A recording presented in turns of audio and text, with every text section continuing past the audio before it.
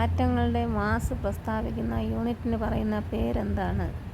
Atomic mass unit. ആറ്റത്തിൽ negative ചാർജുള്ള കണങ്ങളുടെ സാന്നിധ്യം ബോധ്യപ്പെട്ടപ്പോൾ ജെ തോംസൺ ആവിഷ്കരിച്ച ആറ്റം മാതൃക ഏതാണ്? പ്ലം പുഡിംഗ് മാതൃക.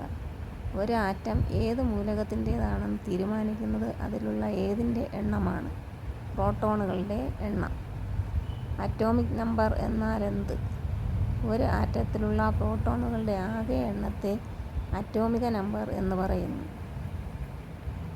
അറ്റോമിക നമ്പർ ഏതക്ഷരം ഉപയോഗിച്ചാണ് സൂചിപ്പിക്കുന്നത്? Z.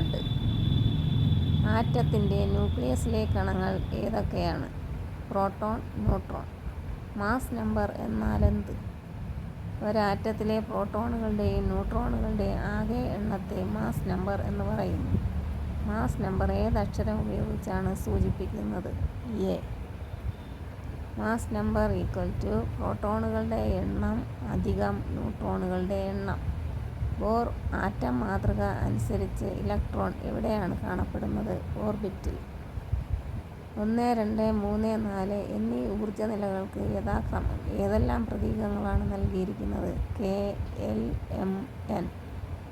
ഓരോ ഓർബിറ്റിലും ഉൾക്കൊള്ളാവുന്ന പരമാവധി ഇലക്ട്രോണുകളുടെ എണ്ണം കണ്ടെത്തുന്ന രാസസൂത്രം 2n² ആണ്. 2n2 അല്ല, 2n².